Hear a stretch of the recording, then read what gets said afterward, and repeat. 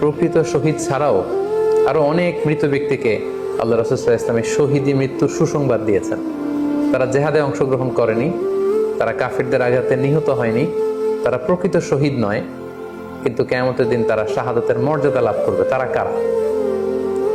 এ ব্যাপারে আমরা সহিহ মুসলিমের একটি হাদিস এখানে উল্লেখ করতে চাই, যেখানে আল্লাহ রাসূল সাল্লাল্লাহু আলাইহি ওয়াসাল্লাম সাহাবাদেরকে জিজ্ঞেস করেছেন, মা তা'উদ্দুনা শাহিদা ফীকুম, ওহে সাহাবারা, তোমরা কাদেরকে শহীদ বলে মনে করো? সাহাবারা বললেন, যারা আল্লাহর রাস্তায় নিহত হয় তারা শহীদ। তখন আল্লাহ রাসূল সাল্লাল্লাহু আলাইহি ওয়াসাল্লাম বললেন, ইন্না শুহাদা উম্মতি ইদান লাকালিল, এরকম হলে তো আমার উম্মতের মধ্যে শহীদদের সংখ্যা একেবারে কম। যারা জেহাদের সুযোগ পাবে না, জেহাদের ময়দানে কাফেরদের বিরুদ্ধে সশস্ত্র সংগ্রাম করে যারা নিহত হওয়ার সুযোগ পাবে না, তাহলে তো তারা শহীদ হতে পারবে না। সাহাবারা এই কথা শুনে বললেন, ইয়া রাসূলুল্লাহ, তাহলে কারা শহীদ আপনি বলেন।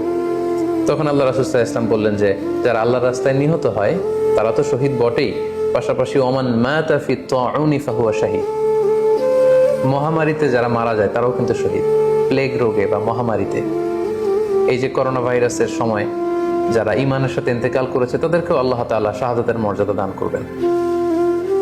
ওমান মাতা ফিল বাতনি ফাহুয়া শাহীদ, পেটের পীড়ায়, পেটের কোনো রোগে যদি কেউ আক্রান্ত হয়ে মারা যায়, সে কিয়ামতের দিন শাহাদাতের মর্যাদা লাভ করবে। ওয়াল গরিকু শাহীদ, পানিতে ডুবে যদি কেউ মারা যায় সেও শাহীদ। এভাবে অন্যান্য আরো অনেক হাদিসে, কোনো হাদিসে 5 জন, কোনো হাদিসে 7 জন, কোনো হাদিসে আরো বেশি, এভাবে আরো অনেক ব্যক্তিকে আল্লাহ রাসূল সাল্লাল্লাহু আলাইহি ওয়াসাল্লাম শাহাদাতের মর্যাদা লাভে তারা কিয়ামতের দিন ধন্য হবে, এই মর্মে তিনি আমাদেরকে জানিয়েছেন।